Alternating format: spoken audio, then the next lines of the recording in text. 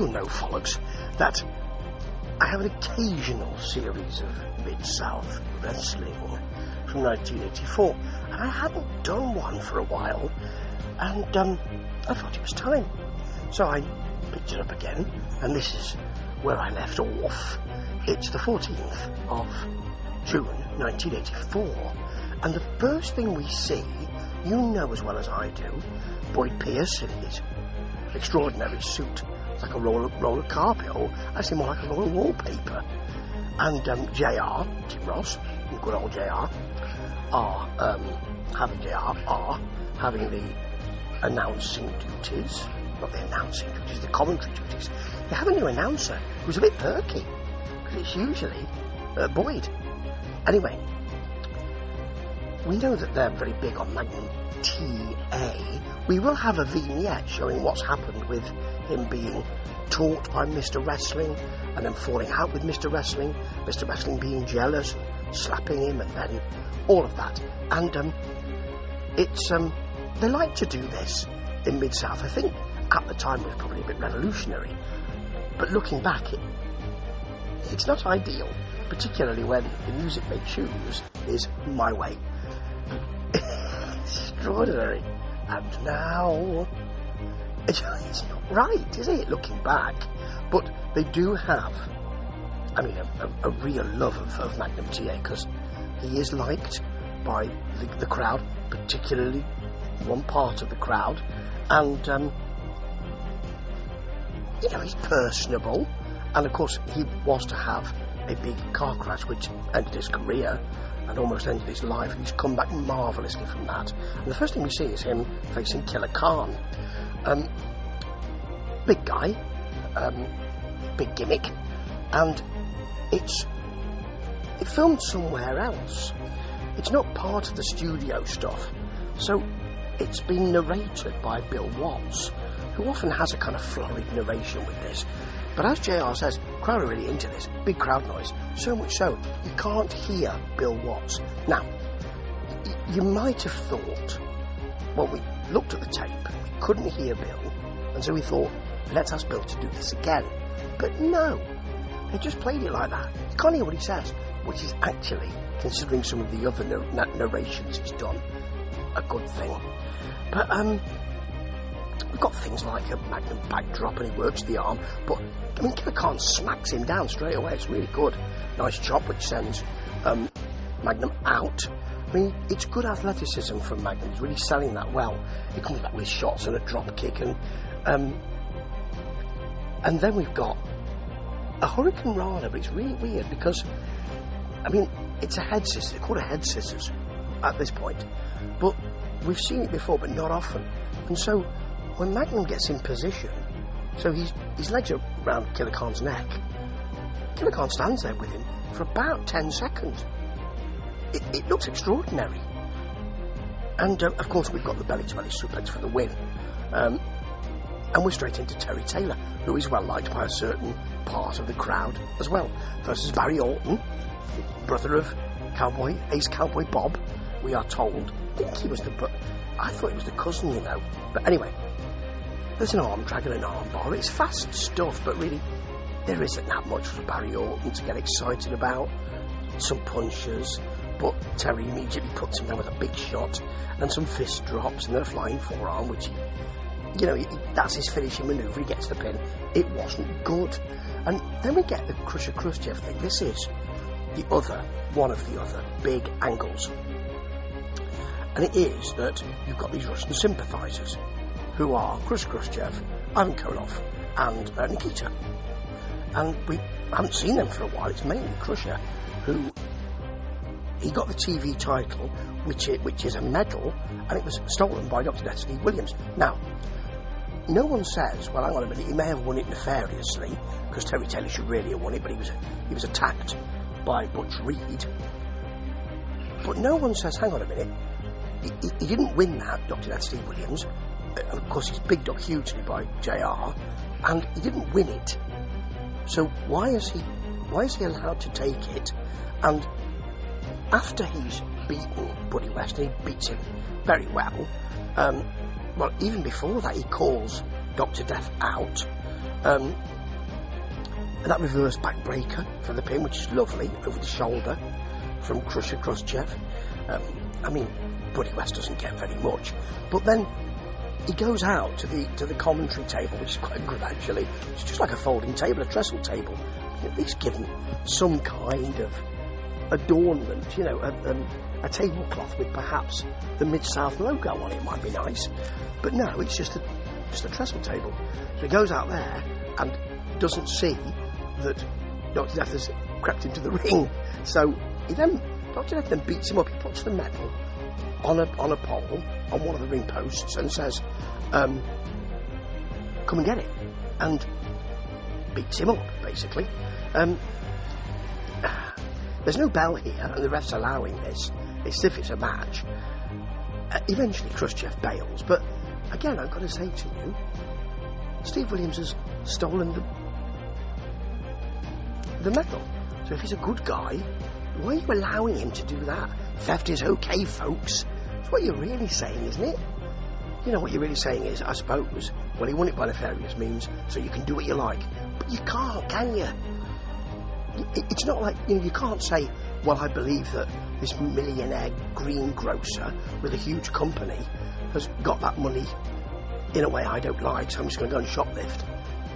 I mean, I don't think that the judge would really listen to that. Anyway, we're moving on with Sonny King versus Pete Martin. It's okay, but Sonny King tries a backdrop early on, almost can't get him up. It was quite bad for Pete Martin, actually. So he couldn't extend his arms to really push him up. Or maybe he just didn't have the purchase to do it. I mean, there is a head crank, and Pete Martin comes back with a slam. But Sonny King catches him with a shot as he comes off the top and then gets his flying headbutt, which looks good for the pin. It weren't good, though. And neither was the Nature Boy, Buddy Landau, who is he's a nefarious character, versus Mark Ragin. Now, Mark Ragin did do that Michael Jackson gimmick, didn't he? He used to beat it and all that. First time we saw him, it was about 6 minutes, wasn't it? I think it was longer than the match. He doesn't do that now. Been shuffled into the pack, and he will be losing to Buddy Landau. Spoiler alert, too late. So, early on, he comes after him with his hand raised, with his fist raised, does Mark Ragin, Reagan. And Buddy begs off, but then starts to dominate. Big headlock. And then J.R. and Boyd, he does cover him, and J.R. and Boyd Pierce think he's pinned him. And I think maybe he was supposed to at that time. But then he pulls him down, probably by his hair, throws him, it's an extended slam, and then gets that high elbow, which is lovely, for the pin. I can't think that was the pin in the first time. Maybe Buddy Landau forgot where he was or something. But, yeah, really, it's the finisher you want. That high elbow. And it's not great. But then most of this is not great. Don't worry, folks. Later on, we'll have a Midnight Express match. Even that won't be that good, because the match is set up for something else. But before we get there, we've got to get through Hacksaw Jim Duggan, or Dugan, if you are Bill Watts, versus Pat Rose. Rose seems keen to get going until Jim Duggan pounds on him a bit. He misses him running to the post, and actually, Pat Rose gets some offence, including a choke in the ropes. But Duggan's back with a kick and a punchline. Not a punch, not a clothesline. A punchline as he throws Rose into the corner and Rose wanders out of the corner. A delayed slam, double axe handle, which you don't often see, do you? From the back to the back. And then a shoulder block from the second rope, which I think JR calls a spear, for the pin. It looked good, but it was a bit meh. And that main event is not about the Midnight Express, even though the announcer, when Cornette grabs the mic and says, when you go back and do some more homework or something like that, he's laughing at him as if to say, that was a good one, Jim. Don't laugh. You're not supposed to like him. We're supposed to like him, but you're not supposed to. So they're facing Mr. Wrestling and Jay Youngblood. Mr. Wrestling is a heel. Why is Jay Youngblood, who is a young babyface, a blue eye. Why is he twin with Mr. Wrestling? Well, I shall tell you.